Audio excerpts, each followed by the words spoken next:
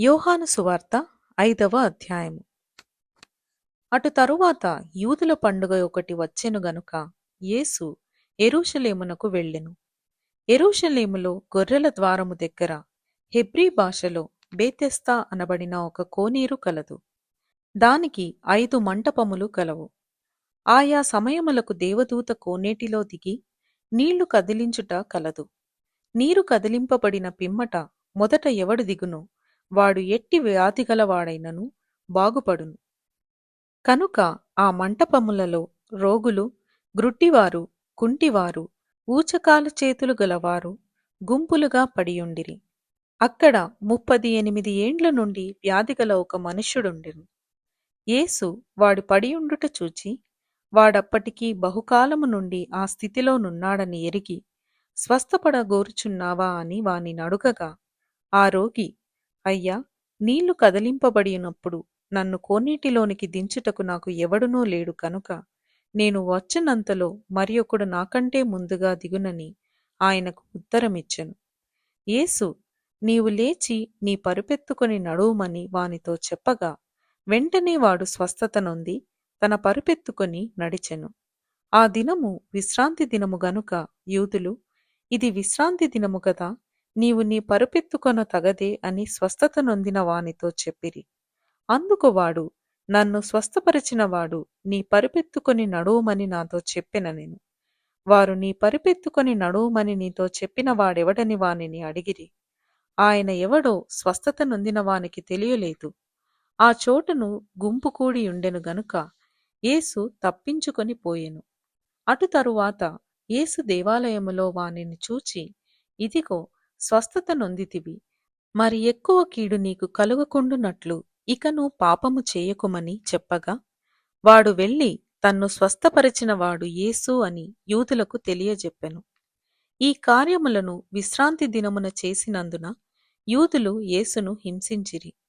అయితే యేసు, నా తండ్రి ఇదివరకు పనిచేయుచున్నాడు, నేనును చేయుచున్నానని వారికి ఉత్తరమిచ్చెను.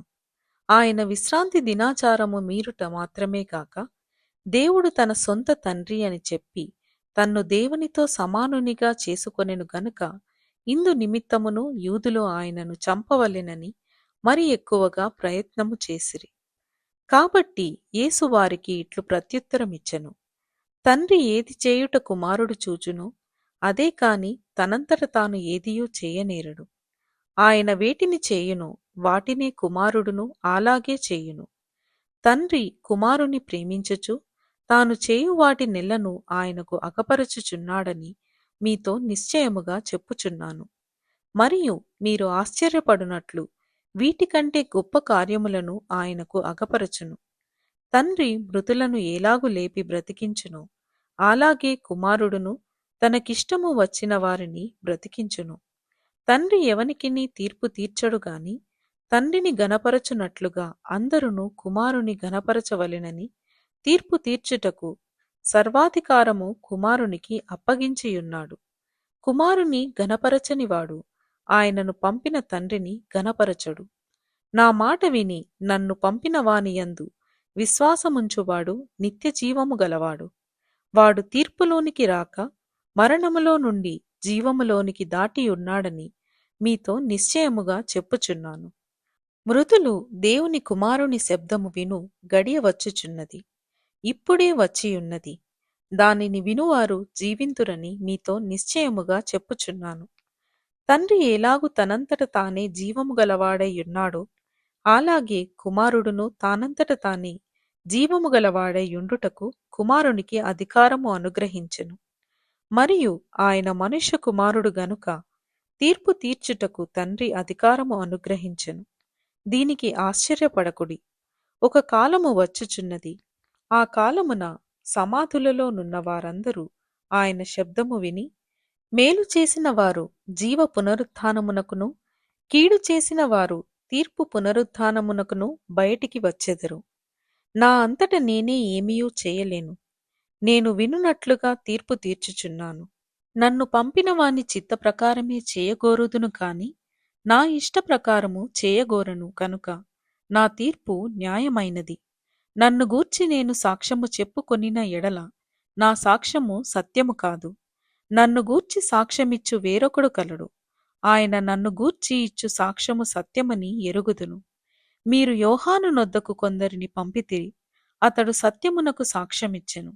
నేను మనుషుల వలన సాక్ష్యం అంగీకరింపను కాని మీరు రక్షింపబడవలెనని ఈ మాటలు చెప్పుచున్నాను.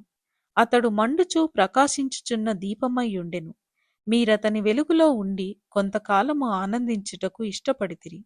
అయితే యోహాను సాక్ష్యము కంటే నాకెక్కువైన సాక్ష్యము కలదు. అదేమనినా, నేను నెరవేర్చుటకై తండ్రి ఏ క్రియలను నాకిచ్చియున్నాడో నేను చేయుచున్న ఆ క్రియలే తండ్రి నన్ను పంపియున్నాడని నన్ను గూర్చి సాక్ష్యమిచ్చుచున్నవి. మరియు నన్ను పంపిన తండ్రియే నన్ను గూర్చి సాక్ష్యమిచ్చుచున్నాడు. మీరు ఏ కాలమందైనను ఆయన స్వరము వినలేదు, ఆయన స్వరూపము చూడలేదు. ఆయన ఎవరిని పంపెనో ఆయనను మీరు నమ్మలేదు కనుక మీలో ఆయన వాక్యము నిలిచియుండలేదు. లేఖనములయందు మీకు నిత్య జీవము కలదని తలంచుచు వాటిని పరిశోధించుచున్నారు. అవే నన్ను గూర్చి సాక్ష్యమిచ్చుచున్నవి. అయితే మీకు జీవము కలుగునట్లు మీరు నా యొద్దకు రానొల్లరు. నేను మనుషుల వలన మహిమ పొందువాడను కాను. నేను మిమ్మును ఎరుగుదును. దేవుని ప్రేమ మీలో లేదు. నేను నా తండ్రి నామమున వచ్చియున్నాను. మీరు నన్ను అంగీకరింపరు. మరి ఒకడు తన నామమున వచ్చిన ఎడల వానిని అంగీకరింతురు. అద్వితీయ దేవుని వలన వచ్చు మెప్పును కోరక ఒకని వలన ఒకడు మెప్పు పొందుచున్న మీరు ఎలాగు నమ్మగలరు? నేను తండ్రి యొద్ద మీ మీద నేరము మోపుదునని తలంచకుడి. మీరాశ్రయించుచున్న మోషే మీ మీద నేరము మోపును. అతడు నన్ను గూర్చి వ్రాసెను గనుక మీరు మోషేను నమ్మినట్టయిన నన్నును నమ్ముదురు. మీరతని లేఖనములను నమ్మని ఎడల నా మాటలు ఎలాగు నమ్ముదురనెను. ఇంతటితో 5వ అధ్యాయము ముగింపు.